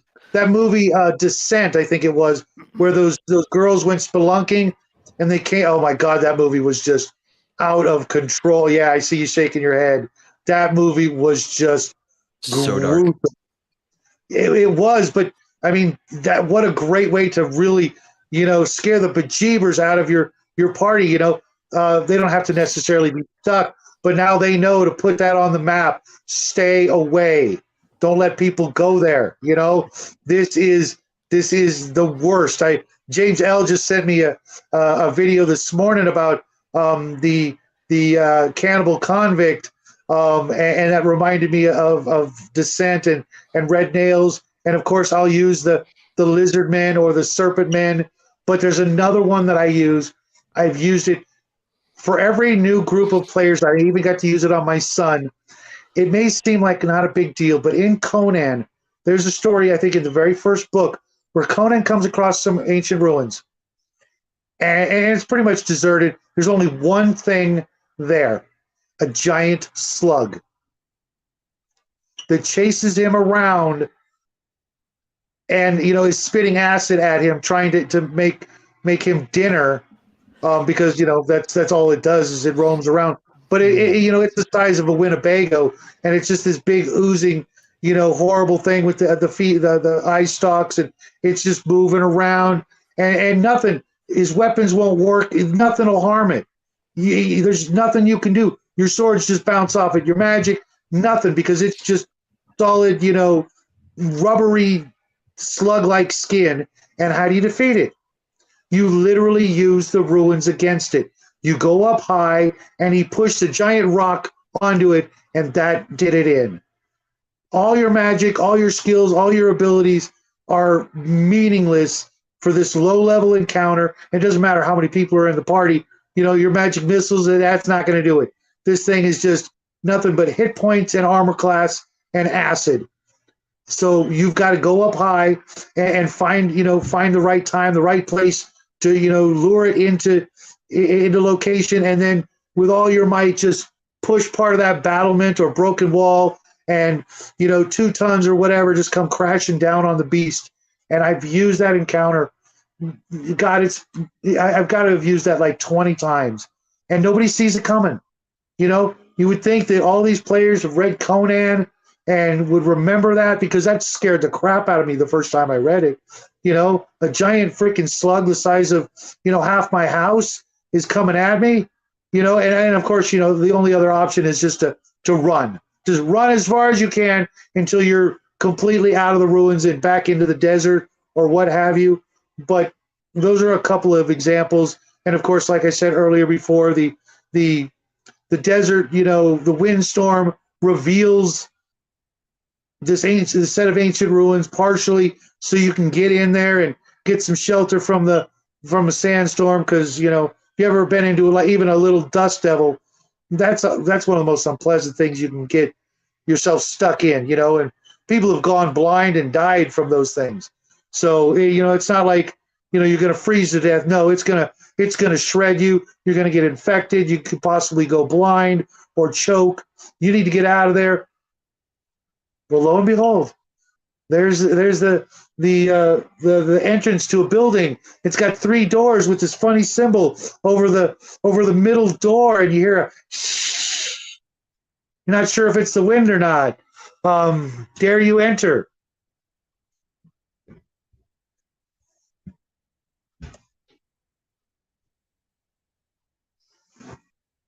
That's a good one, Jade. Yeah. Yeah. Feel free, Charlotte. Use at your Yeah, leisure. game on. That's what we're here for is to help our friends out and make the game, because one of these days we might play with you. You know what I mean? And if we've helped you to create better games and help make better players, dare I say, then we've made the world a better place, because I never would have thought that I would be in a game with Jade. I've been in a game with Jade. I've been in a game with Connell and Crafty. One of these days, Fritz, my man, you're going to have to deal with my smart ass, as a player. Maybe even the little guy who's lurking nearby, squirreling around, being a squeaker. And vice versa. I'm hoping that you're going to set sail with the crew of whatever the hell I name the ship, and enjoy that game with James L. and some of our other internet friends, and literally that's why we're here. Hold on just a second, gents. Most definitely. Yeah. So go ahead. I said most definitely. Yeah. I really actually do like for any like games that I'm running that happen in a timeline where it happens after a group of players have gone through something, and I've got maybe one of those groups of players or one of those players from that previous group at the table. I will use the graves of those previous players characters, because it might be a moment for that player, that specific player, to go, oh wow, we're here. And then they might go, oh, hey, what do I know about this character's or this person's history? Like, what lore do I know of this person? Because they might be looking to snag their ancient armor, their weapon, what have you. And I might put, I might leave that treasure there for them. Yeah. I mean, and what a way to robbing themselves. What a way to lay down the law. You know what I mean? I mean, it's just like, yes, this could happen to you again. You know what I mean? Or like you said, I wouldn't let you have, or that item then, but now this new character can take your old sword or your old shield, or take your armor, off your corpse and clean it thoroughly, and now walk around in it. Sure, but especially if the big bad evil guy from that previous game resurrected or raised as an undead or a lich or something to haunt the future game, and those new players have to go deal with that threat, what better way to go find that ancient paladin's grave and be like, hey, this is the guy who defeated this guy last time. The sword is still here. Maybe it still has power. Maybe it still has power over the enemy that we're facing. We actually ran into something like that with DM Bloodworth's game, I want to say like 2 or 3 weeks ago, something very similar to that. And, especially when you're talking about real magic in the game, when something's really magical, it almost seems like a crime to get buried with it. You know what I mean? So it's, You're being selfish. What? You're not going to use it. You're done. You know what I mean? You don't need it in Valhalla. You get a magical ghostly version or whatever. You know what I mean? Leave it to somebody. That's why I always liked the Last Will and Testament. I'm actually using that in Bruce's game, which I'm certain no one's done that in probably decades for him. It's like when my paladin dies, my stuff is going here, here, and here. Period. Okay, I paid money to make sure this happens. Obviously the Holy Sword goes back to the church. Let the next guy in line, use it, but I enchanted it, so now it's better than when I got it. And, if I don't need it anymore, by all means, get that to the first paladin that needs one, who's next on the list, like a kidney. Get that out there. It's not, not doing any good just sitting in a crypt. So I kind of like that. And if it can go back to the same player, you know what I mean? How cool is that? Because then you carry all that lore and story along with it by the best person to do that. It's like, yeah, this used to belong to so-and-so. He was a badass. I know, because I used to run him. You know what I mean? That's classy. Exactly. I'm probably not likely to steal that anytime soon, but I'm definitely going to file that away for later. And before I get too late. I've got two more quests, actually, three, but one of them is at the end, so we'll get to it if we get to it. Jade, you should like this one. I think you probably already read the questions earlier, but how do you use ruins to move the game along or get it back on track? If your game is, maybe hitting a snag, is there a way you can use these ruins to like get the players back on track? Actually, yes. So when my mentor character or NPC guides the players to the location to learn something, if they don't learn what is necessary, they can always come back. They always have the option of going back to those ruins unless they've done something incredibly stupid and destroyed them. I've had that happen exactly once. And for future games, that place is gone. It's destroyed. Like once it's destroyed, it's a legacy game. Once it's destroyed, it's gone. You can't use it anymore. So yeah, can they go back to the ruins and attempt to relearn something that they should have learned? Yes, absolutely. Especially if there's some kind of like key message or key solution to an enemy's weakness, maybe. Like there was a Baylor in one of my games who could not be harmed by any natural or manufactured weapons. They just bounce right off of him. And everyone's like, oh, well, the answer's got to be magic. The answer wasn't magic. It was something else entirely. It was a weapon that was forged through the act of a meteorite coming through the atmosphere. And that was an item that was in one of the ancient ruins. But one of the characters is like, hey, look at this, really nice piece of, meteorite. I might try to use this to forge a weapon. They never did try to forge a weapon with it. But when they pulled it out, because they felt the thrumming in the backpack, because that was my hint of, hey, use this. Hey, use that. You've got something in your bag that's resonating with the demon. Maybe you should use that. Kind of scenario. I was basically hitting them with a clue by 12 by that point. So they ran the meteorite, the basically meteor slag through the demon's chest and killed the demon. Now the demon was already in negative hit points, but because of the curse / whatever blessing he had on him, he would not actually succumb to the damage until he was afflicted by the meteor. By that meteorite slag.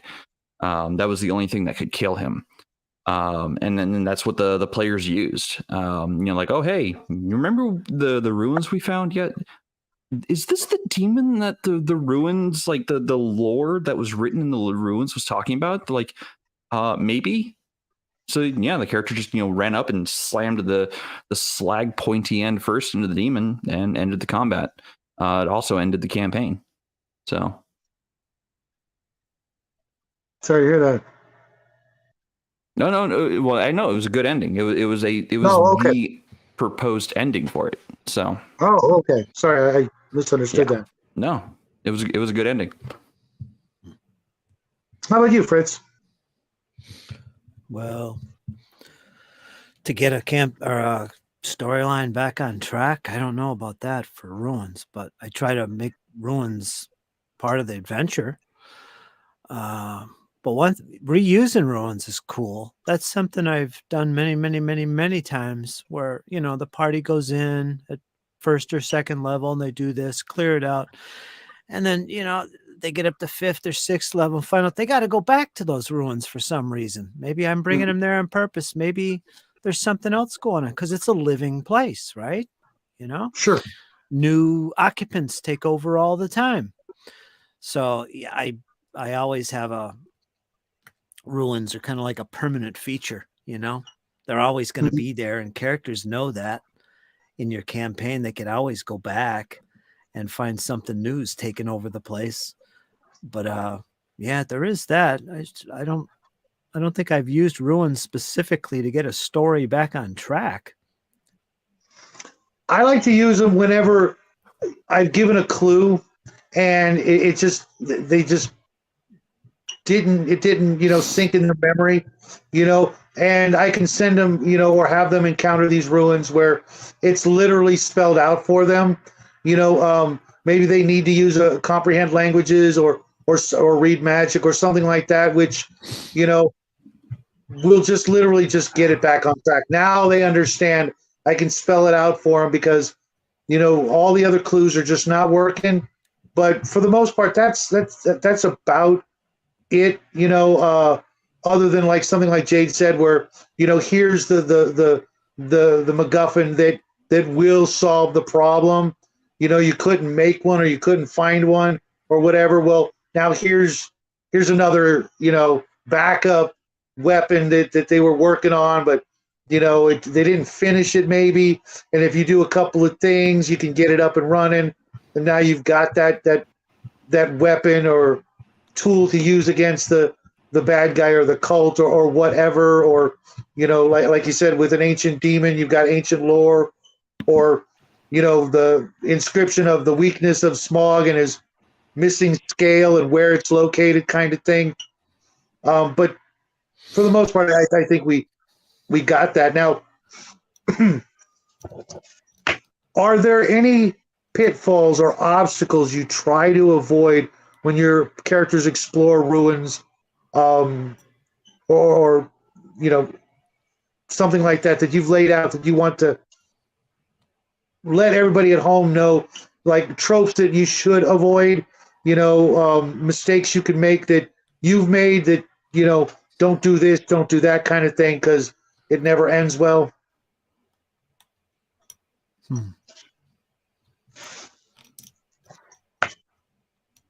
I always try to add something new to every. I've said that before. Like the last one that I did on my own, created a set of ruins. It was haunted. The players were drawn into it. They met some ghosts on the road. They didn't know they were ghosts. They were a traveling caravan of people who lost their children. Her children were playing in the local ruins and didn't come back. But these people were ghosts. This is something that happened ages long ago. And this is just a caravan they met alongside the road, traveling to somewhere else. Mm-hmm. And, you must help the children. They've gone. They're missing, that whole thing, Mm-hmm. So they go into this haunted preconception here. It's haunted. Or they'll feel that way anyway.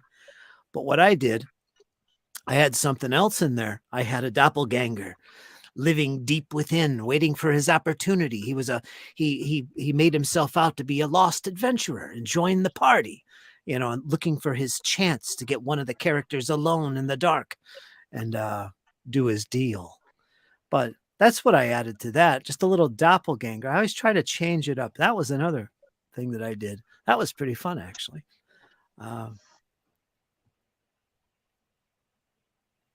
As far as pitfalls or obstacles to try to avoid when your players are exploring ancient ruins, I would have to say don't put a trap every 10 feet. Oh, come on. Like, I know I know there are some game masters out there who are like, yes, look at all of my elaborate traps. I read Grimtooths this weekend. And while some traps can be kind of fun or quirky to use, don't go overboard. Keep in mind, most ruins were at some point in time frequently used, unless they're a tomb. They were frequently used by the people who lived there. So they're not going to trap every 10 feet of an area and then have to do a special dance to get across all 200 traps to the main ritual area. They would likely have had their own circuitous route beside the traps that nobody else knew about. Sure, like that could be a possibility, but don't overuse traps. Puzzles. Don't I hate puzzles. See, I like puzzles, but I'm a puzzle kind of person. I'm a problem-solving kind of person. That's who I am at heart. So if I'm playing a really brainy character, I'm going to spend time on the puzzle. But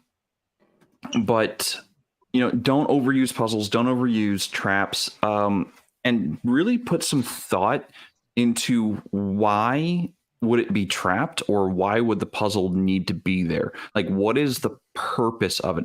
And that actually gets back to our Gatekeepers episode on traps. suggested by DM James. And in that, we said even then, don't overuse traps. Yes, the party might have a rogue, but we don't want the whole night of exploring this place to be a one-man show of just that character showcasing his abilities. We want everyone to have fun at the table, so everyone should have a moment to shine, not just the rogue. Every 5 feet. Yeah, I like this one from Mar. One mistake I saw, someone was having a puzzle dungeon where the puzzle needed people to do very specific things. In the end, he nearly had to tell us what to do since nobody gave a shit and they weren't puzzled people. Right. That's me. That's a great one. And yeah, I'm not a puzzle guy, so I don't do it. Also, you got to think of who made the puzzle and how were they able to make the puzzle. You really have to be kind of like a high-level wizard to be able to do that. And then, okay, fine. We're raiding a dead wizard's lair. So, yeah, there's going to be some snarky, thing. We got to go through some hoops. We got to jump through some traps and magical tomfoolery, to finally get to the big score. But speaking of big scores, that's one of the pitfalls I've seen so often is the treasure just lying around.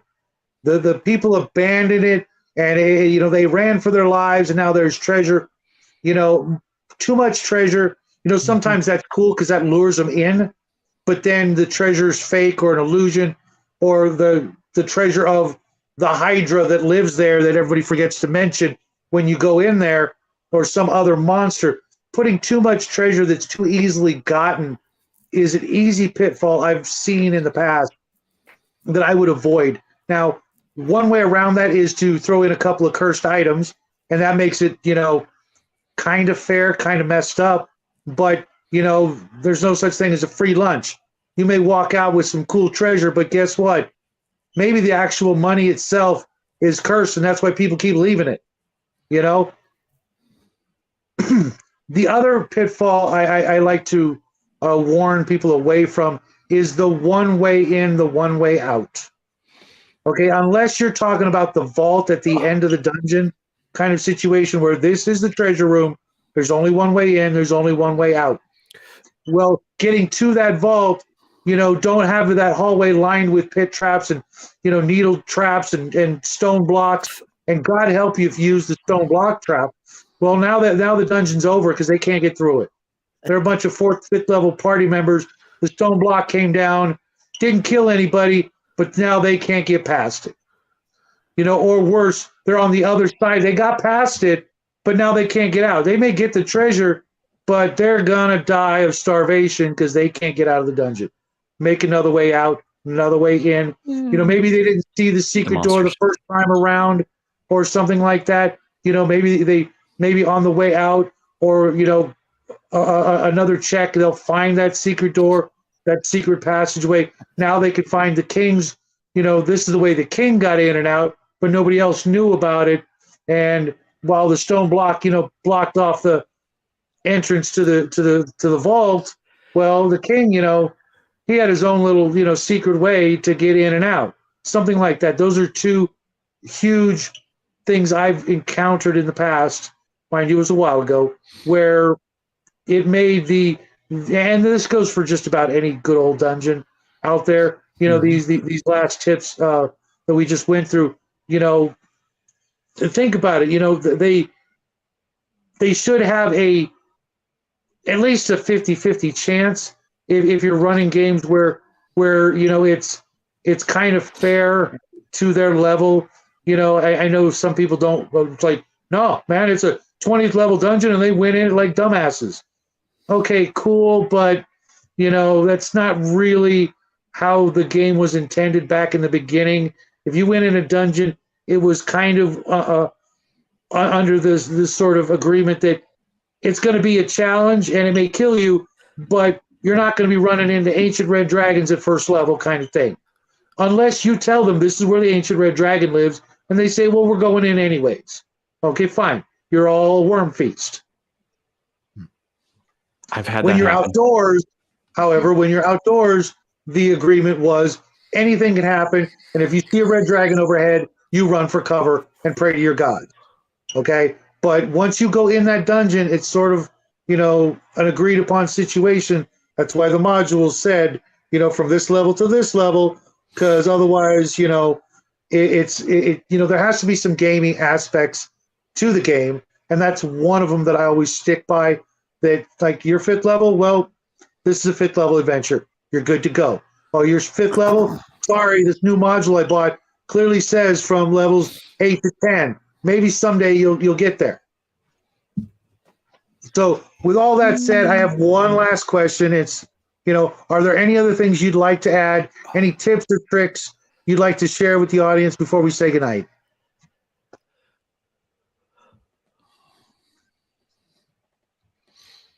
I would say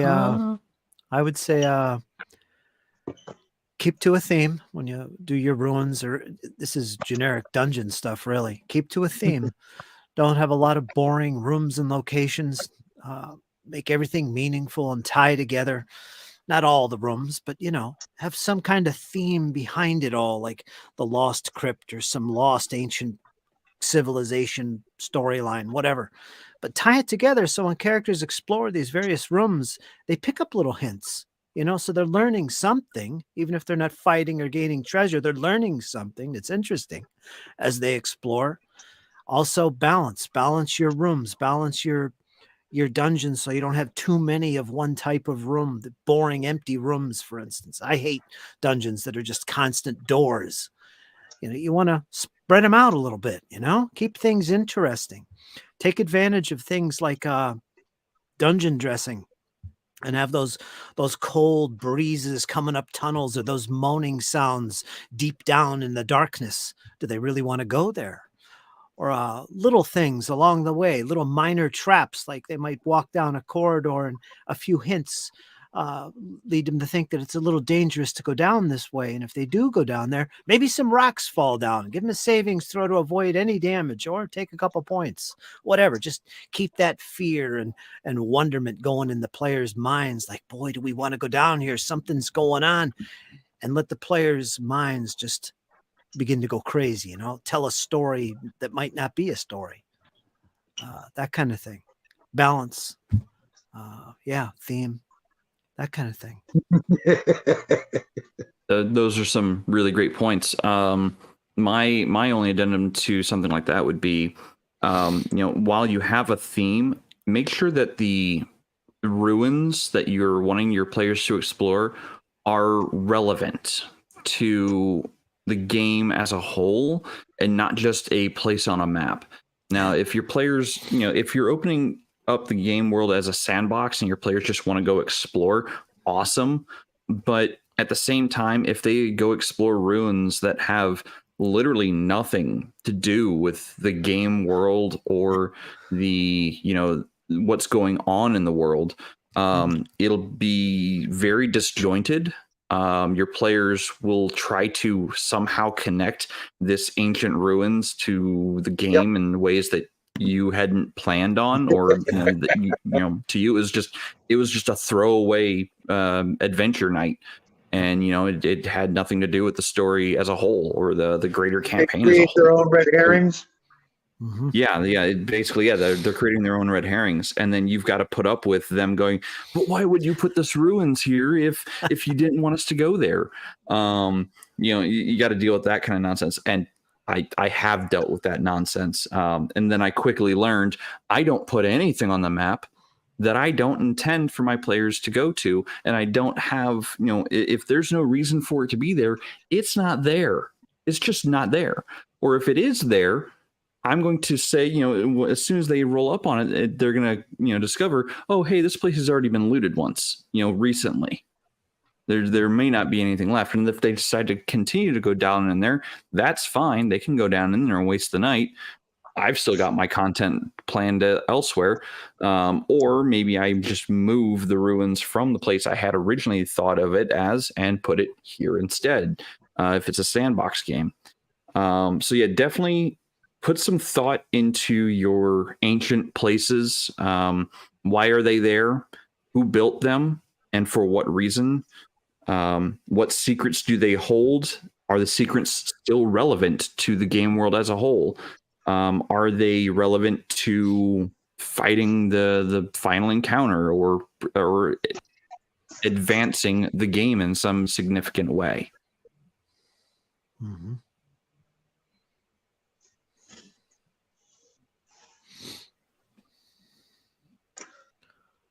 All great answers tonight, guys. This was a lot of fun. I really, like I said before, the study of ancient cultures and archaeology, not so much the mythology, because I think that's usually a different avenue of study that I just never gleaned onto. But the actual buildings and things like that, getting to talk about that tonight was a lot of fun. Before we go, guys, and again, thank you guys both for showing up. Do you have any things coming up on your channel, guys? Anything that new people might enjoy checking out, or are you just gonna enjoy the vacation holiday and say not tonight?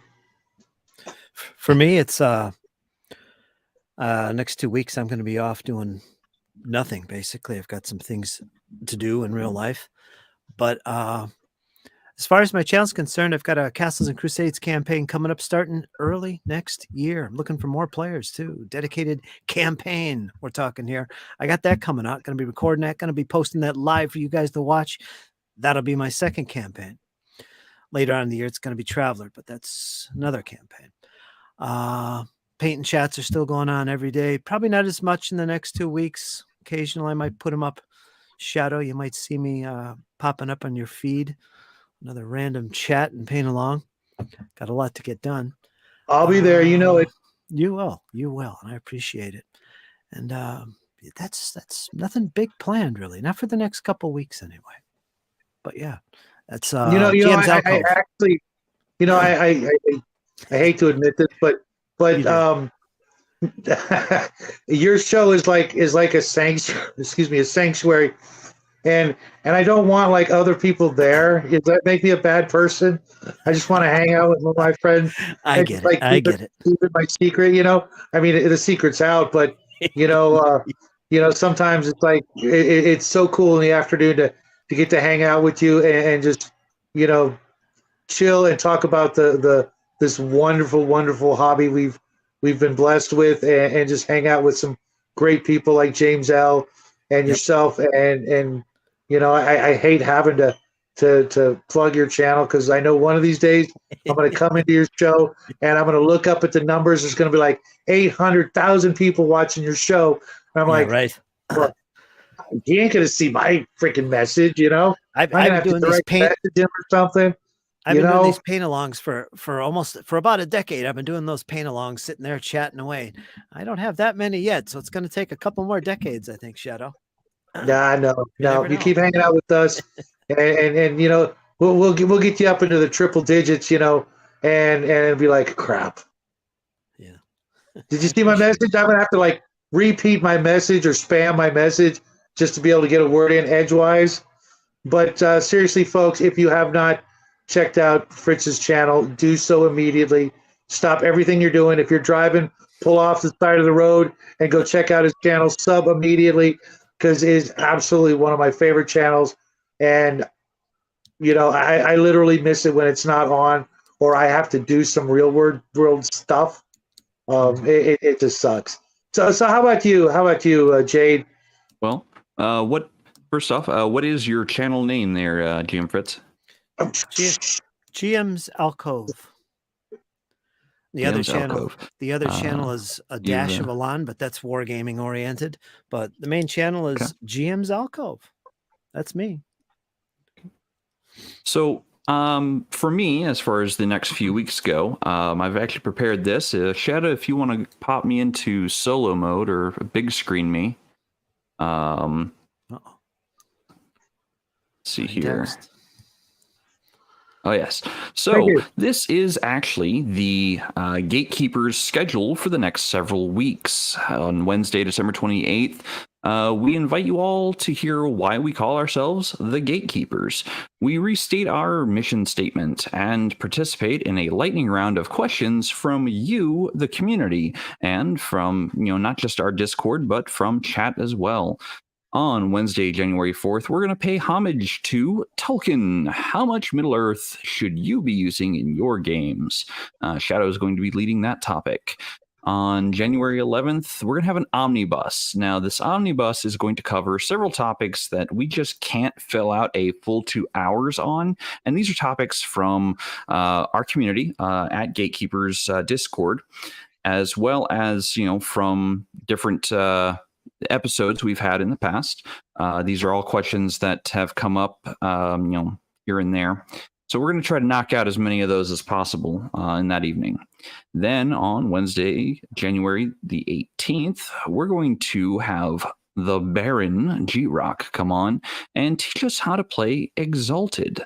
And this is in preparation for him to run the Exalted game for Table Breakers. Some of us on panel will be in that game as well. So yeah, we'll be able to learn a little bit about Exalted before we actually sit down to play. So that'll be nice. And we'll also be able to teach some of you out there in YouTube land how to play Exalted. What is it, and how do you play it? And that is all I've got going on in the immediate future. I might have some unboxing videos. I think some things are arriving soon, but for the most part, that is all I've got. If you haven't done so, please consider subscribing to these channels. There's the Gatekeepers logo. And you can find me at Jade's Tabletop Tavern. And of course, GM Fritz over at GM's Alcove. And, well, you're already here at Shadow and Sons channel. Back to you, Shadow. Fantastic. All right, Shadow.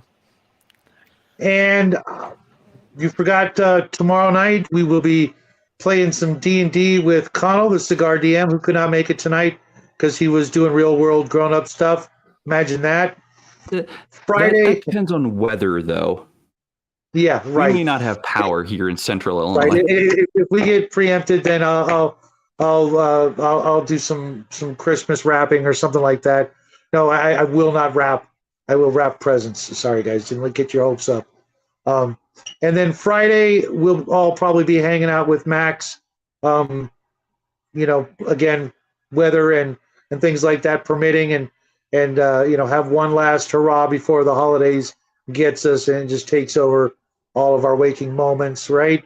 And of course, me and my son will be doing some stuff over the weekend, and then Monday, the big one, where all you lucky gamers out there have a chance. Those of you that have followed the instructions in the previous videos will have a chance at one of, I think we've got about 13, 14, maybe 15 prizes we're giving away for our 500 subs giveaway. We finally get the chance to thank you guys in a more substantial way for getting us here. I wish I could just hand them out exactly to who I want, but that's not fair. And, then I would go broke because I did just buy more gifts for each and every one of you. We are so blessed to have been able to make it this far. Thanks to all of you guys out there.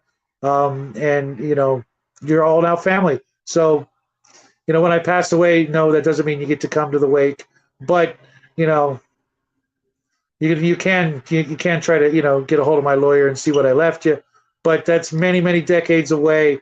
Until then, folks, we love each and every one of you. We are so thankful that you chose to spend your time tonight hanging out with a bunch of weirdos who want to talk about math rocks and things that don't exist and enjoy the hell out of the life that we've been given. I hope each and every one of you has a Merry Christmas, Happy Hanukkah, Happy Kwanzaa, whatever you celebrate, just go out there and do it. We all have earned it. The last couple of years, we've all earned a weekend with family and friends, good cheer and all that stuff. So go out there and do whatever it is you do, and just do it until you can't do it no more. and wake up on the floor like Bruce or Connell. Right, guys? Exactamundo. Alrighty, folks. Going to say goodnight to you. And hopefully Fritz and Jade will hang out for the after party because I got a couple of stern words for you. No, seriously. Just joking. Again, sorry you couldn't make it, Bruce, but you know what? You and I got to hang out together last night. We'll just have to, find something else. But Bruce, if you still want to jump in to do the after party, you know where the link is. Until next time, folks. Toodaloo. Later. God bless.